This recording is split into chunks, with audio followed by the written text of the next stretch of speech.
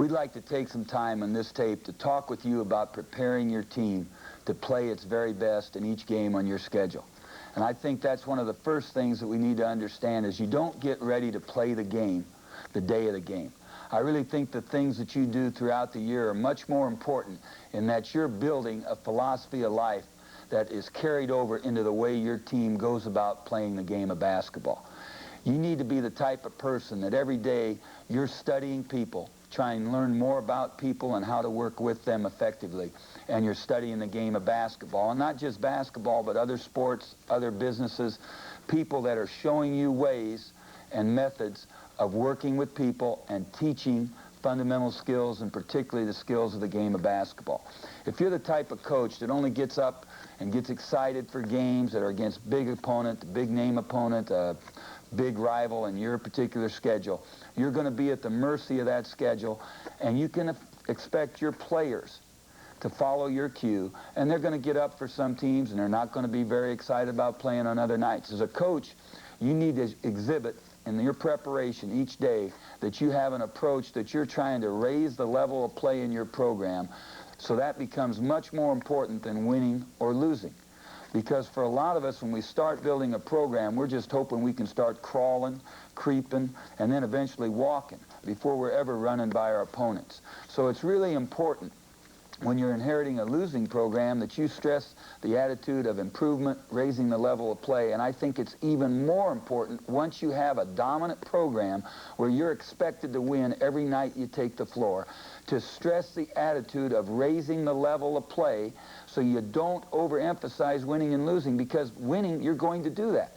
And there are only two things that'll stop you from improving: losing and winning. And I think winning has a greater effect to bring about apathy, because teams and people get spoiled, and therefore you don't have that great desire to raise the level of play to improve. And I think your attitude and your approach and your philosophy is going to really prevail in the attitude that your team and individual players have toward approaching a game and being prepared to play. I think it's really important to use notebooks. We work a lot with our players on a year-round basis where they keep a notebook. And when we meet with them and talk with them, we try to get our philosophy across on paper. Now, they may not agree with the philosophy, but by writing down the things, the ideas that we try to stress, they get an idea of what we want done on the floor, what we want them to do in the classroom, off the floor, in dealing with people, and it really helps you to get your philosophy across. I think it's very important that you understand that the concept of using a notebook and getting your philosophy across is a great way to reach kids, and they will be able to understand in a pressure situation what you want done. And I think we waste so much time in talking with players, and we overtalk because we do not put things down on paper. And I think that can really help you in working with the kids in your program. We really think that it's important that you don't overcoach the big game. There are certain games in your schedule, it's not going to be essential that you get the kids ready to play. They're so hyper and excited that you need to tone them down, if anything. And you need to understand in the big games, this is where the preseason work and the year-round work and the good job you've done in practice and building strong habits of playing fundamental basketball really pays off. Because in the big games, the coaches have about as little control as anyone as the actual outcome of the game. The greatest example I can give in this type of thing is the great success enjoyed by UCLA, and the fact that they didn't put so much emphasis on their opponent during the John Wooden years. They were concerned about what they were going to do. They let the other people they were playing make adjustments to them, and they did an excellent job of displaying fundamental basketball under extreme periods of stress and pressure. And that's what you want your team to do, to play every night like it's the biggest game on their schedule, to be ready to play, and to have the attitude that we want you to play against us. We're going to show you what you're going to have to attack, and there's just not too much you're going to do against it. We're ready to play, and we're going to do things right. Game day procedure. What are you trying to do in your game day? With our situation, what we have the players do is the night before a game, they set down some goals. Now, it's not goals of so many points, so many this, so many that. They'll set down a simple goal like everybody have an intense attitude and be ready to play. give up no easy baskets. Things that we're stressing during the week, they'll put down in 3 or 4 goals that they meet together the night before. Now, maybe the meeting together is not all that important. I think anytime you get a team together, it stresses a team attitude type of concept. Plus, it's good to know that they're meeting at a particular time, they're in their rooms, they're getting their rest, whatever you want them to do from that standpoint. Then the thing that we'll do during the day is we'll have our pregame meal at least 4 hours prior to the game. And when the kids eat, they don't get anything special. They eat like any other student would. And we try to stress that they don't eat too much. The coaches don't eat with them. We let them be by themselves. After they eat the pregame meal, which will be somewhere around 4 o'clock, we meet in our gym to shoot at 4:30. If we're playing a road game, then we would try to get an opportunity to shoot anytime from 4 o'clock on in the opponent's gymnasium. Now, what we're trying to do here is just get a chance to get familiar with the baskets, get a chance to loosen up some, maybe to emphasize a few things that we think are important. But I think the biggest thing is that from the time they start doing that afternoon shooting, from the time the game's finished, they're not thinking about anything but that game. We don't believe in a lot of emphasis on the game prior to the pregame meal. Let them eat, let them come over, and then start getting ready. Because I think if you've got kids that are pretty intense, you're going to burn them out in their preparation for the game. Now, after we have our pregame, or our shooting, after our pregame meal, then we'll meet and have a game plan. And our game plan is going to be very simple. It's going to be a type of thing that we're trying to stress the things that we want to take advantage of. Our assistant coach, Coach Turner, will go through the things that we're looking to exploit in each of the people that we'll be guarding on the opposition team. And we keep it very simple, driver, shooter, that type of thing. And then he gives us some keys to winning, 3 things for defense, 3 things for offense. And usually it's a pretty simple thing. We don't want to give up easy baskets. We want to stop their fast break. That comes under the heading of transition and communication. We want to make sure that we make them earn everything they get on offense. So we try to stress the things that we want to do as far as our pressure, what we want to take away. And then the last thing we always try to stress is a 5-man block out, getting everybody on the boards defensively. Then we turn to the 3 keys offensively, and it's generally going to be something like we want to push the ball up the floor in our secondary break and look to go inside and then look for our 3-point shooters on the perimeter. Then after we haven't got our secondary break, we get right into our motion, and we're looking to try to do something where we go with an inside-out approach, where we're looking inside first, then the ball goes outside. And then last of all, we want to get our offensive board coverage. And these will be the types of things that we'll stress. We might talk about something about playing against the game or the idea of communication, little things like that. But basically, it's going to be the type of ideas that we've stressed here, maybe with something else that applies. If you're playing a team that's maybe not a real good opponent, you need to talk with them maybe about the idea of not trying to blow a team out, getting the blowout mentality. Just a slow, gradual doing a job on each possession, fighting each possession as a war. You'll look for little things like that you'll want to stress. But it's really important for us that we do a good job in our game plan, and then after we've had our game plan, we have our #1 fan at Lipscomb, Chuck Ross, will come in and he'll read the players' game goals, and then they have a little speech prepared for them. And we like this type of thing because it relaxes the players. They get to laugh a little bit, and then we break from that, and they're free until we shoot at halftime of the preliminary game.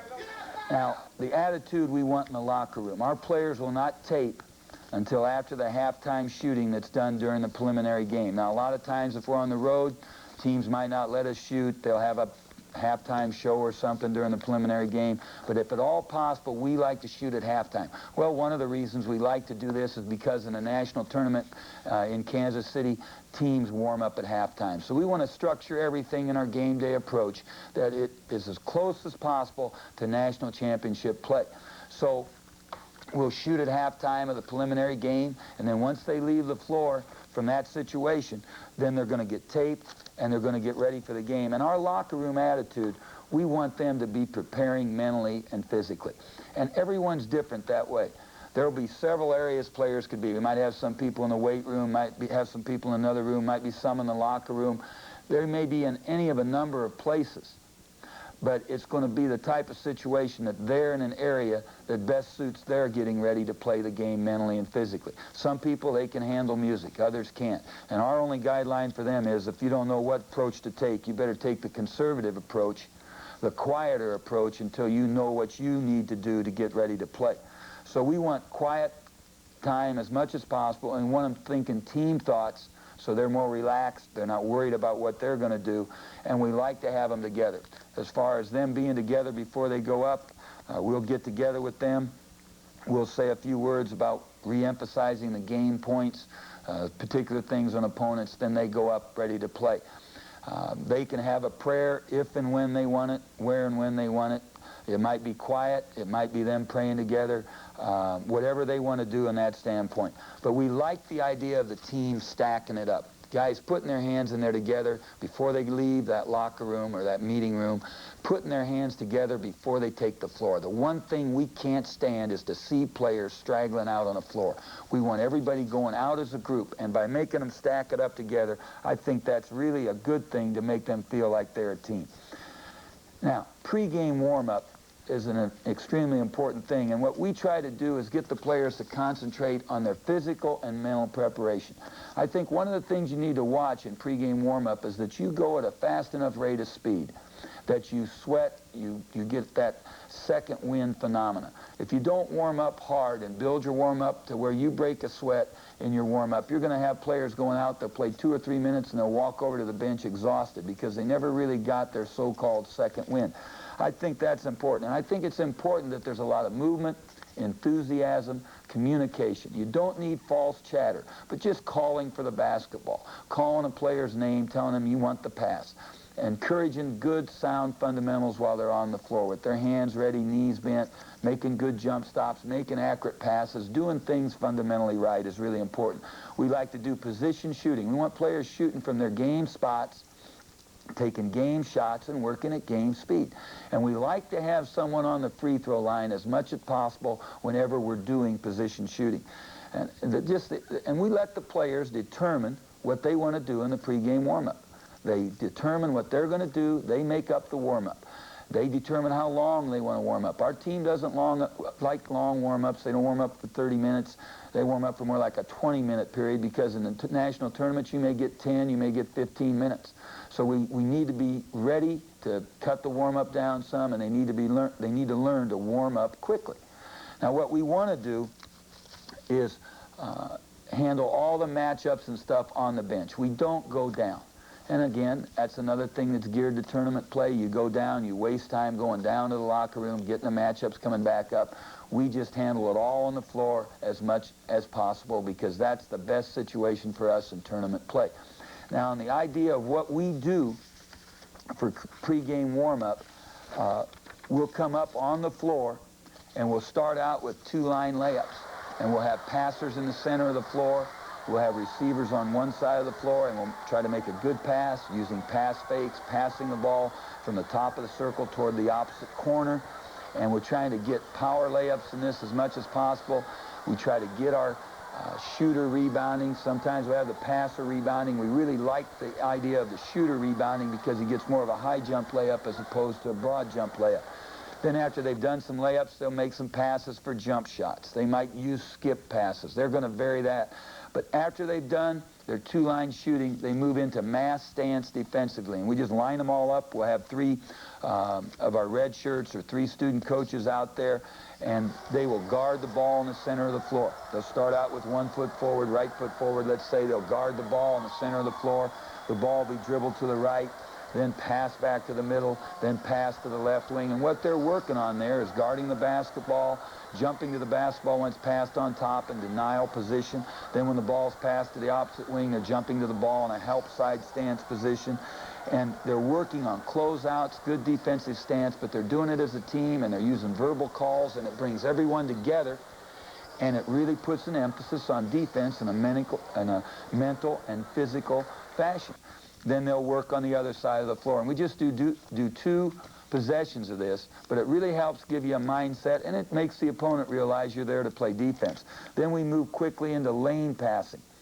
where we're working on closing out on a teammate who's got the basketball. He tries to pass by us from a triple threat position, and then we close out to the other teammate who's caught the ball, and it's just working a man in between two offensive players, working on closeouts, hand position, calling out, ball, that he's guarding the ball. And these are all things that get us ready to play defense. We don't do a lot of them, but it helps our defense, it helps our passing against defensive pressure. Then we go in to feed the post. And that's where we're working on getting the ball into the post man so he can shoot it or fan it back out to shooters on the perimeter. And we start out simply by having the perimeter players dribble down to feed the post man who has someone playing on the high side of him defensively. Now, we use imaginary defenders in this, but you could actually put a defender out there or have someone play dummy defense or use an air dummy like we do in practice. Then after we've worked on dribbling it down to feed, we'll add a wing man and we loop the wing. That way we can feed from the wing on the dribble, or we can throw it back on top and feed the postman from on top. So we get a chance to work on that. After we've worked on looping the wing, we can work on starting the ball on the baseline and taking the ball off the baseline and then bringing it back to feed the postman. We can take it off the baseline, and if the postman's a pretty good shooter, he can step out to get a shot from the baseline. After we've done all of our feeding of the post that we want to get done, our players go into our next drill, which is where they work on closing out. When we go to closing out, our players will pass the ball to a teammate, they'll close out on him, and they'll guard him. For the first couple dribbles, they'll work just on stopping his dribble, making him pick up the ball, and then they'll call dead to tell their teammates that they made the man terminate his dribble and he's now dead, he can't go anywhere, his dribble's not alive.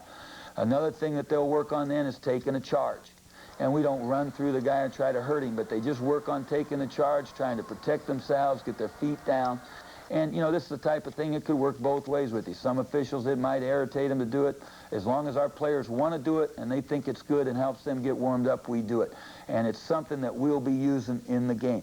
Then if the other team goes down, to go over lineups or that type of thing, as most teams do, then we'll run our press offense into a secondary break several times. And then after that's been done, our players will go back just to shooting. And once again, when we do our position shooting, we like to have a lot of people on the free throw line. We think that's really important. With about 2.5 minutes left in the warm-up, our coaches will go out on the floor and we'll work on 4-on-4 stance, position, movement, and rules. And what we do here, we have some players in scrimmage vests. Some of them don't have anything as far as a vest or a game shirt on.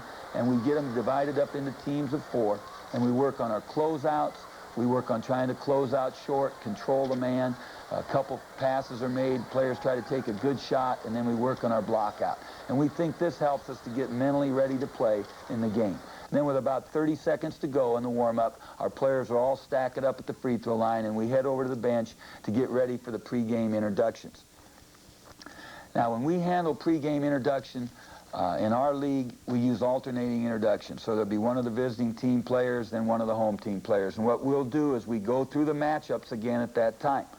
But we'll introduce the players, they'll go through the introduction, run out to the center circle, shake hands. And then when we get the last player introduced, then our entire team goes out, they stack it up together, and they come over to the bench. One of the things, you know, we're not into low fives, high fives, all these kinds of fives. That's not us. Whatever type of personality your team has is going to be exhibited during the pregame introductions, probably more than anything else. And our attitude is to go out there with an intense look on our face like we're ready to play some basketball, and you better be ready. And that's the approach we want, and we're not out for a lot of showtime and how many different ways we can give skin. We're ready to play basketball. The only skin we're going to give is going to be left on the floor for going after loose balls or taking charges, and that's the type of attitude we want to portray. Now, our bench organization. I think bench organization is really important. With our situation, we'll put our perimeter players sitting next to me, to my left. We'll have a person in between who'll be writing notes. Dwayne Houston, our student assistant coach, will be taking notes on our game sheet that we use. And then Ralph Turner, our assistant coach, has post players next to him. And I've gotten to the point that I'm so nervous during a game, I stand up most of the time anyway, and we usually end up not having enough seats on the bench anyway, so it works out nicely that way. But this gives you a chance to confer with coaches, to talk with players, and you're centered in between the team. You don't have the big problem of people sitting on the end of the bench not having attention, and we really like an active bench. We want our players getting their teammates into stances, talking with them, getting them to jump to the ball, getting them to put hand pressure on the ball, make verbal calls. We think this is really important and something that every player that's sitting on the bench should be doing to help his teammate. We want attention to the game. We want players focused on what's going on during the game so they're paying attention and they're ready to give us help when they go into the game. And we try to make sure our players understand the rules on technicals, bench decorum, this type of thing, so they won't be getting themselves in a situation with their enthusiasm that they step out of the coaching box or they do something that could cause a technical to be called. One of the things that we've used that's been very, very helpful in our preparation is a thing that we call the coach's game sheet. And it's something that I use to try to prepare me for the game. And what I try to do with this is use information relative to the matchups. We'll put our starting unit right in here. We'll put the matchup of the man that they're going to be guarding in these lines over here. Then underneath that area, I've written in the scouting report that Coach Turner gives relative to each individual player. Then right here in the defensive game plan, I've listed the 3 key points that he has stressed for that particular opponent. And down here, I've listed the game plan, the 3 points for the offensive game plan that he's stressed for that opponent. In these other areas, we have certain things that we're trying to stress. And one of the things I think that will help you evaluate your team's play is just some of the things we've got listed in our defensive phases of our defense. The 4 things we're looking for. The first thing is transition and communication. We're trying to not give up any easy baskets. Make our opponent attack all 5 of our defenders in a set fashion rather than being able to get a transition game going. Ball side pressure. Here we want to see our players making verbal calls. We want mouth, feet, and hands active. We want their feet moving, their mouth moving, and we want their hands attacking the basketball. And this is where aspects of pressuring the basketball to the outside of the floor, good denial at the wings, good post defense where you're denying the ball to the post is really important. Then the third phase of our defense is help side defense. We want all of our players on the help side in good stances, first of all. We want them working hard to have vision of ball and man and constantly fighting for good position on the help side of the floor. So they're in a position to give good help, to stop flash cuts, to avoid screens. They're in a position because of good vision and being in a stance to be an effective help side defender. And then last of all, we want a good block out and an outlet so we take pressure off our defensive board because people know we're going to block out and we're going to run. Because if we don't run, they're going to load up and attack our boards. And the same thing applies to our offensive scheme of thinking, in that we want to make sure when we're on offense that we handle the basketball and we have good movement, that we have good shot discipline, and that we have good board coverage. And we feel if we handle these situations, this cycle of the game, and we can analyze the game in this fashion, that we're going to be pretty good bench coaches and that we're going to know what we need to do during each game situation. Now, one of the things that we use that helps us to keep a better track of game situations and things that we're encountering during the game is what we call our game sheet. And Coach Houston takes care of this, and he'll have things that we have to have done. We list our starting lineup. We keep a graduated score every 5-minute period, so we'll have that. We keep team fouls for us and the opponent. We have a space here to know when the one-on-one situation started for us. We've got trips to the line. We want to know how many free throws, trips our opponents have made, how many we have made. We've got timeout situation here, so we'll know how many timeouts our opponents have used, how many we've used. And then we want to be able to write down defensive emphasis, things we want to emphasize defensively, things they might be doing, things that we want to take advantage of. We want to list offensive things that we need to be doing, things that we want to stress with our players in case we have a timeout or when we go down at halftime that we want to stress with the team. And then we keep fouls for ourselves and for our opponents. And then these things down here are things that we will use in just developing the points we try to stress during our halftime talk with the team. Now, these things help us. You might want to set things up differently than we do, but they've found that they've really been a big help to us in preparing during the game to be prepared and do the best we can. In our halftime procedure, we want the players to quickly leave the floor, to head down to the locker room. They get into what we call our team room after they've used the restroom if need be. There's water waiting for them there. Our players are not big on drinking Cokes at halftime. They really prefer water, and we'll get whatever a player prefers. A lot of players don't like to drink fluids, but we try to stress the idea of drinking as much water as you can. The best drink to use as far as the fluid so your body doesn't dehydrate. But they're waiting in the locker room. The coaches meet, and then after we've decided what we're going to talk about, and we try to have maybe 2 or 3 points that we need to emphasize defensively, 2 or 3 points we need to emphasize offensively, and then things to be ready for the second half. And when you study the game sheet, you'll see these things on the game sheet, which will be sent when you purchase the tape, and it will help you to understand the things that we try to emphasize with our team. And once again, I want to stress that the things we're doing can easily be adapted on a high school or any level. If you can't meet with your team at night for game goals, or your team can't meet at night, you can meet during the afternoon or after a practice. These things are very adaptable to any level of play. But when we meet at halftime, we try to stress these key points, and then we leave that locker room on an up-tempo note. And we're really concerned if we have like a 10-point lead. That might be the most dangerous halftime. If they come down, they haven't played very well, they probably know that. They don't need you to ream them out. They need some confidence. If they played pretty well, but you can see signs that they're losing concentration, you might want to jolt them a little bit. But whatever your personality is, it's going to show forth through the halftime talk. You need to leave there in an aggressive fashion, and we don't like to get up to the floor with 3 minutes left. We want 6, 7 minutes left for our warm-up. We really think a key is the second half warm-up. So many teams do a poor job of warming up for the second half. We want to get up on that floor, and we want movement. We want activity. We want our players active. And they're moving as much as they can. They start out with some two-line layups, and then they break down into shooting from positions. And then we'll end about the last minute and a half. They play 5-on-5, and we want it to be active. And then once again, with about 30 seconds to go, they will stack it up, and we'll meet off to the side. The things that you need to stress when you meet at halftime, try to stress the idea that you're not going to lose the game the first half usually. Stress the idea to play hard. We'd like to talk about playing a 200-minute game. That's 5 people on the floor, each playing 40 minutes. That's a 200 game. Now, you'd have to adapt that to the high school level. I'm not good enough on multiplication to give it to you, but I'm sure your math teacher can help you with this one. The idea being, we want a full commitment by all 5 players on the floor, not to waste any time, to use every second to play the best basketball we can play. We want the people on the bench involved as much as they can, so we get a great 200 minutes of basketball as opposed to 40 minutes. We really want to personalize the idea of your contribution to the team.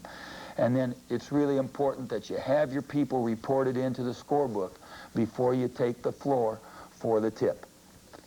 After the game's finished, the game is over, we think it's extremely important that kids shake hands. It's so important that in our recruiting and watching high school teams, we really watch to see what kind of program you have, just by the way you handle the game, whether you win or lose after the game, shaking hands. And the coach, I don't care whether you won or lost, I think it's your responsibility to meet that guy more than halfway at the scorer's table to shake hands. And shake hands with the opponents that you play. I think one of the nicest things I like about playing in our league is the friendships we develop with opponents and with their players, where players look forward to talking with you before games, where it's an idea that you're friendly opponents and you have a respect for your opponent. It's not a life and death, you hate the opponent type of attitude, which isn't going to help anybody. So you need to stress that to the kids, because I think that's something that's going to carry over into life, and it's really a big deal. Then we want them to go immediately to the locker room after they shake hands with the opponents. We don't want them staying up there visiting with friends or parents. Get right to the locker room so we can say what they need to hear about that particular game to get them ready for the next practice and the next game. The next game mentality. Once that one's over, you learn from it, and then you go to the next game. If it's a win, you can't linger in the past, and if it's a loss, you can't linger in the past. And the next game mentality is important for losing, and I think it's even more important when you're winning, to get ready for the next practice, the next opponent. We talk a lot about rest. We talk a lot about getting enough fluids into your system. We talk about the responsibility you have for your teammates and the idea you might have to sacrifice a few things because of the importance of the basketball situation at that time. And I'm talking in terms of social things. And we try to get these points across to them. We try to talk about something academically. We might talk about something about a particular person. And